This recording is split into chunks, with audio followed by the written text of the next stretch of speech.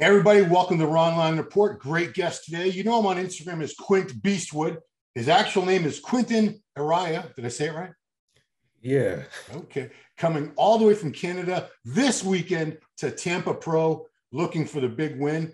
Welcome to the Ronline Report, Quinton. How are you, sir? I'm doing good, Ron. How you doing? Doing well, doing well. So, man, I've been looking at your pictures, and who was it that said about a year or two ago that they thought you had the best genetics in bodybuilding? Do you remember?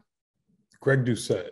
He made a Okay. video about it. Okay. At the time, I was like, Greg's smoking crack, which I know he doesn't smoke crack. But Yeah. now that I'm looking at these pictures, geez, I think Greg Doucette was right. My God. Yeah. Wow. They look, when you look photoshopped and you're not, that's a win, dude. I mean, the shoulder width, it's like you don't see that shoulder to waist ratio on open bodybuilders very often. It's like a men's physique thing, but they usually don't have, giant legs and everything like you. It's quite a physique. I mean, thank you. I'm just curious. You turned pro 21. You did your first pro show a couple of years later. I was there at the Toronto Pro. You got top 5 your first pro show. Yeah. And that was to remind people you were almost going to go classic at that show up until what, like a few days before? Yeah, up until like 3-4 days before. And then my coach realized like the look wasn't good. So we just filled out and went to open. Yeah. Because what did you end up weighing at that show, your pro debut? I believe around 252 was my first. Yeah. Okay. And you're how tall? I'm 6'1". I'm just over 6'1", so my cutoff would be 240. Okay. So I was still, before we started filling up, I was probably like lowest 250.5, okay. And my look was just suffering. So yeah, I couldn't do that. I'm gonna take a guess. I don't have you posted your weight? Don't say it. I want to try to see if I can guess it. Have you posted it? So I can't say that I cheated. I'll probably said it in a comment or something, but let's see. All right, let's see. I'm gonna say right now, because we're doing this interview, full disclosure, Friday before the show. So this is you're 8 days out as we speak. 8 days. Okay, so still haven't dropped the water and everything. I'm gonna say 276. Close, but yeah. I just broke underneath 270, so I'm about like 269 right now. That's crazy improvements. Thank you. Yeah. And you reminded me, because I looked at musclememory.com, which is it's a great website for contest results, and you can look at people's contest histories, but it's not always updated. You just had to remind me you did compete twice last year toward the end of the year. You went over to Romania, took 5th place, very, very good lineup. Rafael Brandao won that show, and you were runner-up to Joel Thomas at the Toronto Pro, which was that December? When was that? December 5th, I believe. Yeah, man. I mean, it's that show. It's and then they just had another Toronto Pro. No, yeah, they had one in June. So it's getting confusing how these shows are coming. COVID messed it, like really scrambled everything for us. It really did, man. I mean, the Arnold was in October, and then they had it again in March, and then, yeah. So second place, how close was it on the score sheets? How close did you feel it was at the Toronto Pro? When it comes to this competing shit, like I don't really have an opinion. Like I just enjoy doing what I do. I get up there, I showcase it, I have fun, and I leave that to the judges. I respect. I know that if even if 1 or 2 judges think somebody's better than me, then that means clearly there's something that they have that I don't, or there's something I have that could be better. And that's how I saw it. So I just was like, okay, I need to be more complete, and I just started working. That's it. I was just motivated, started working, and this time, Yeah, we'll see how good I am. Yeah, I mean, looking at the progress pictures and videos, 2 shots of yours. I don't know who the hell's beating your frontal bicep. I don't know who's beating your front lat spread. It's crazy the taper. Now I got to ask, what does your waist come down to? Oh, I don't measure. I don't know. I don't know anything. Somewhere between 20 and 40 inches, I'm guessing. Yeah. It's a big range. Okay. Well, if anyone has a tape measure, bring it to Tampa and see if you can convince them, because I bet, well, do you buy jeans? Not that often. I didn't think so. Everything's all stretchy, right? Because I'm going to take another guess. And if you can confirm or deny it at some point in the near future, I'm just curious. I bet your waist in contest condition is no more than 30, 31 tops for a guy that's well over 250, over 260 in condition, which is phenomenal. You know, maybe I'll have to check this week. Okay, yeah. I mean, I'm surprised you weren't ever curious, because people must ask you, right? Yeah, I don't know. I just try and like not focus on too many. I try and be as little. How do I say this? I don't want to be obsessive, right? So any chance I have to not be, I won't be, because as it is, being a bodybuilder, we're super, super obsessive, at least if you want to be successful. So those variables, like, it's not going to make me better knowing that. So I'm like, I don't really need it. But I guess it is interesting. Do you weigh yourself more than once or twice a day? I do, because for my coach. But if it wasn't for my coach, you know, like in the off season, like maybe like once a week. It's kind of wow.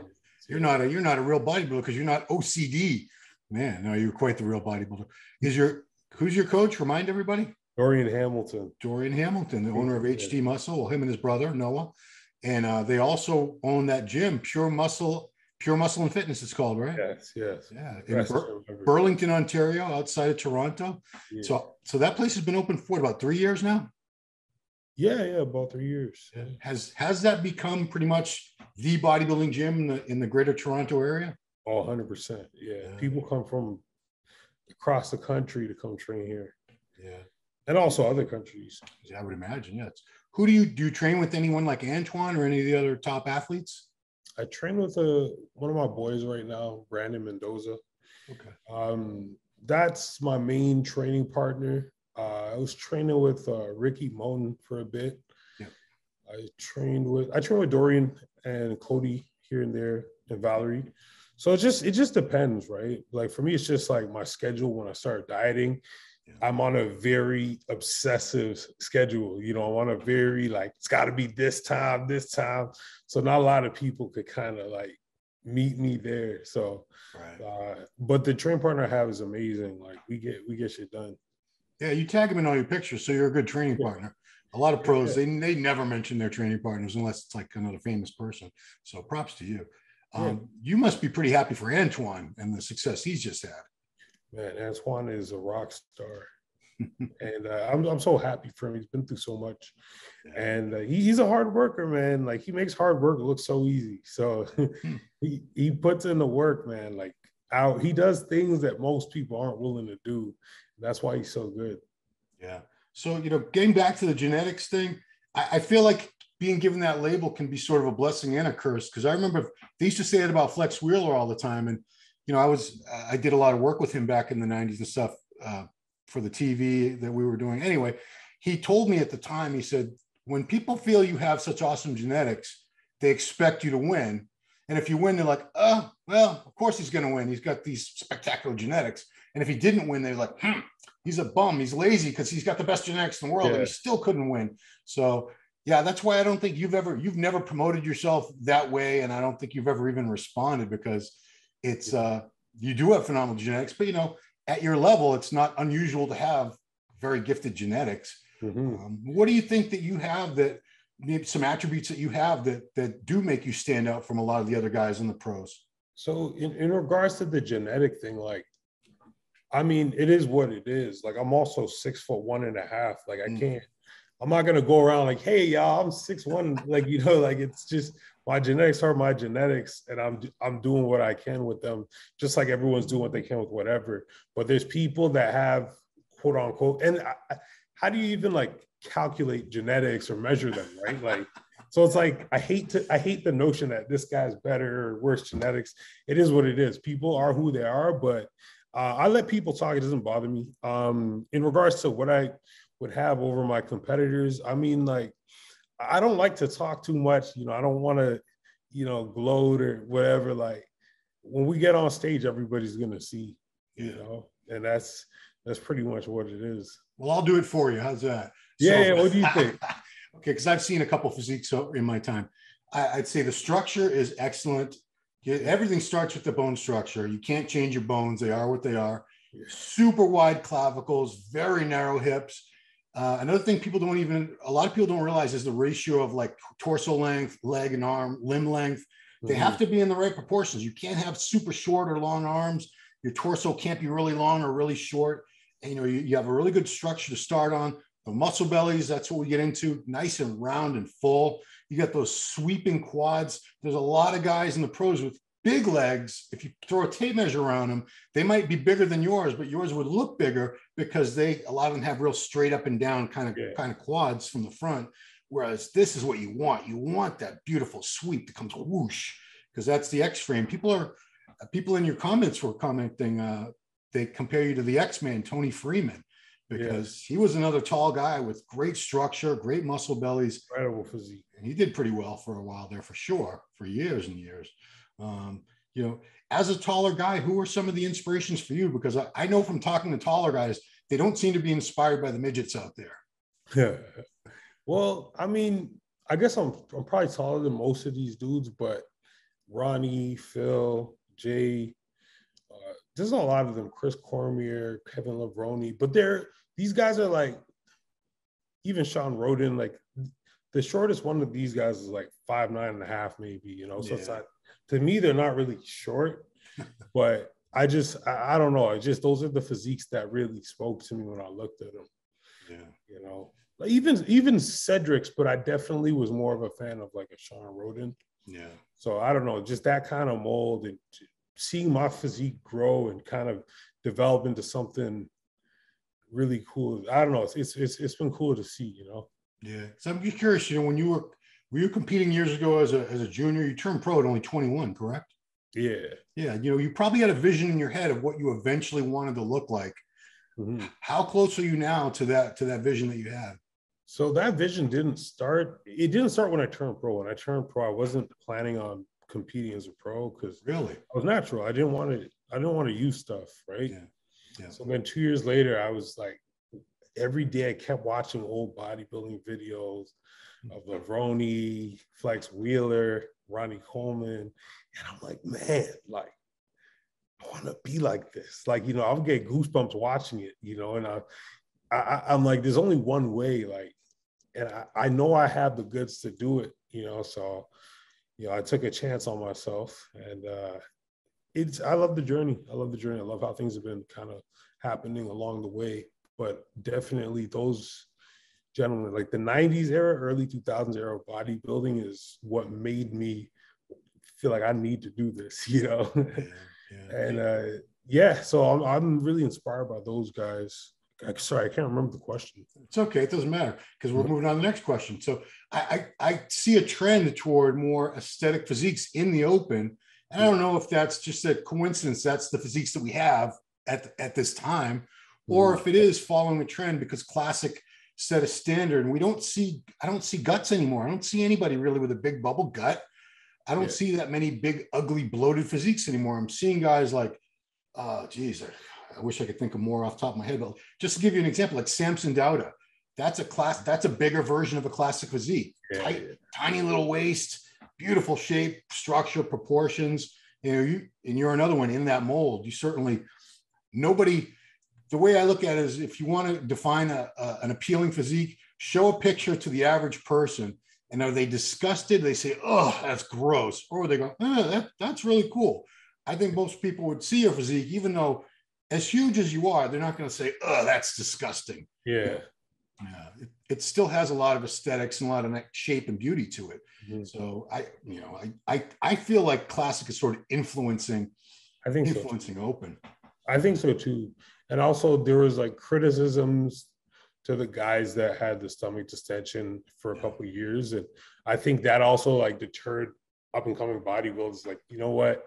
I better work on my stomach control. Yeah. Right. Yeah. So I think right now, would you say, I feel like this is the best you've ever looked, looking at these pictures based on the past pictures. I followed you for a few years now. Oh yeah. This is the best. Yeah. So what's been different about this prep? Because you've done something that's you're taking it to another level right now is how I feel.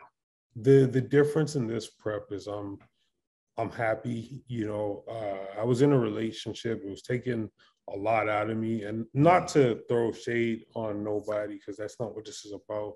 Right. But it actually took a lot from my peace, my stress. So my cortisol is just on point. I've just been happy doing what I loved for the last couple months. And it's just been, there's that. And also my off season was better. I had a different approach. I didn't try and blow up and get super heavy. I had it more regimented. I kept cardio in rotation, which is something I've never done. And I actually never exceeded 300 pounds this off season, whereas the last 3 years I did. And it looks like the weight jump from my show in December till now, which is the show's going to be August. Yeah. Going to be about like 7-8 pounds maybe. Wow. So, nice. you know, that's not a lot of time, but it's just how detail oriented that off season was, I think is what's been working for me. And also, yeah, just being happy. Yeah. I mean, you bring up an interesting point with that, because people don't realize I've known so many guys who had incredible potential. They could have been great, but there was something in their personal lives, whether it was a bad relationship or, you know, they were into some criminal stuff. There was always something in their personal life that kept them from ever fulfilling the potential that they had. Yeah. You know, and when you say that now, I see the difference in your physique, and now it really clicks, because people have no idea of, you know, your mind. They think, well, what does it matter? You just go in the gym and lifting weights and eating food anyway. What does it matter, right? But man, it's your frame of mind while you're doing all these things. You're either going to give 100% because you're in a good headspace, or you might be giving 50% because my girl locked me out of my house today. She broke my PlayStation. She slashed my tire, you know, things that happen to guys I've known that have, or, you know, I've heard of, even, I'm not even going to go into, I've heard about, there's a lot worse things that can happen. The horror stories. Yeah. There's a lot, because, you know, relationships have potential to be incredible, or they can ruin lives. But I'm glad you're in a great spot right now. Yeah. You know, I also have such a great circle of people, and like an amazing circle of friends in the community. I go into my gym and I just feel important. I feel loved. Not that I need to, like, I'm totally fine going to the gym, just quiet, nobody talk to me. I actually love that. I love it because I get in, get out. But yeah, like the friends I have, the circle I have, like, you know, I have access to so many different types of training partners and different coaches and trainers at the gym here. Like, I'm very fortunate, you know what I mean? I'm just soaking up the fruits of that labor. Yeah. You know, your coach, Dorian Hamilton, I think a lot of people don't even realize he's coaching, because he's a supplement company owner. He owns a gym. Yeah. I think, you know, people who've been around, they know that he's a coach, but, you know, why has he been such a good coach for you? Because I would guess you've probably had a couple DMs over the past couple of years from other coaches saying, hey, Quinton, you know, I think I could help you out a lot more than this guy you're working with right now. Yeah, definitely. There's definitely been some that have reached out. Not going to put anything out there. Yeah. But the difference with Dorian, and I've worked with coaches in the past, obviously no like big name bodybuilding coaches, because this is back when I was natural. He's this really smart guy, and he does a lot of research. He's very passionate about this. So because he's passionate, he's always looking to learn. So he might have been a really good coach when I first got with him, but the year later, he's even better, you know, and so on and so forth. And again, it's just the passion and the fact that he's a really good person, and he means well. He means the best. So it's like, for me, like when it comes to this stuff, when it comes to substances, you don't really know. Like, I can't just trust somebody just because I know you could bring somebody in on point. How do I trust that, like, your methods will be good for my health? You know what I mean? So I know Dorian's are good for my health. I know that he's a great guy, and yeah, it just works. Yeah. And, you know, another thing is it's staying with the same coach is important, because every time you switch coaches, now that person has to learn your body and how you respond to every variable all over again. Yeah. And I see guys going from coach to coach to coach to coach, and it doesn't usually, these aren't usually the top placing guys. You know, you need time to figure it out. Yeah. I mean, I think back to someone like a partnership like Flex Lewis and Neil Hill. You know, Flex never had another coach. That guy was his coach from age 19 till he retired with 8 Olympia, 212 seven Olympia. Sorry guys, 7 Olympia, 212 titles. Yeah, careful there. But yeah, I mean, how long have you been working with Dorian now? since 2018. So okay, yeah. So your entire pro career. Yeah, my entire pro career. Yeah, well, he's doing a hell of a job, and you're coachable, because it's two sides. It's got to be a partnership. The athlete has to be coachable and listen to the coach and does what he tells him to. One thing's for sure, when I first started, because I didn't know, like that was when I decided I wanted to do it. Like I didn't always do things the way I was supposed to when I first started. So it was like a bit of a culture shock for me, figuring out how to bodybuild correctly, how to have the right intensity, or something as like silly as like, which condiments to use. When I first started with them, I was like pretty stupid with that shit. Yeah. So it's just over time, I've also become a much better client. Like at this point, I'm so solid. I've been solid for years, but it's just like, it's easy work, it tells me to do it, I do it. Yeah, and you've branched out. You're also a coach yourself now. I saw HD Muscle made a post that do they have a coaching team that you're part of, or how's it work? Okay. So I was already coaching, but now I'm coaching with Team HD. Yeah. So it's just, I don't have to worry about the onboarding of the clients. They just go there, someone works that out with them, and then they deal with me. So right on. So I'm just curious, Tim Gardner puts on amazing shows, but what made you pick this particular show? What was it? What was the time? Was just the timing right based on how the off season went? Exactly. That's what it was. Yeah. Timing. Yeah. I mean, if, depending on what happens here, would you do Texas is a week later? Would you do that one too? The thing is, I mean, I haven't booked the flight to Texas yet, but I'm coming for 2 W's. Yeah, I'm not just trying to win once. This is bodybuilding. I'm gonna stay. I'll look good. I'm gonna compete again the next week. Well, you could do exactly what Ian Valier did last year. He won Tampa and Texas back to back. People got all mad at him because, hey, you just took an Olympia qualification away from somebody. You're a horrible human being. But it's an individual sport. It's not a team sport. We're only going to look like this for so long. I'm only going to be 27 until some point, May next year. Let's say I qualify for the O in Tampa, right?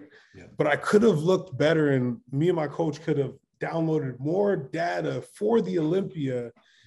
Why not do another show while we're already in shape? You know what I mean? This is bodybuilding. I love this shit. I want to showcase my physique in front of new fans, That's the thing, is the fans, they want a chance to see whether they're going to go to the show in person or they're going to watch it on a live cast. Yeah. I'm a fan, and I want to see all the best guys in every show. It's completely unrealistic, but as much as possible, I want to see great lineups, and you in a lineup makes it a better lineup.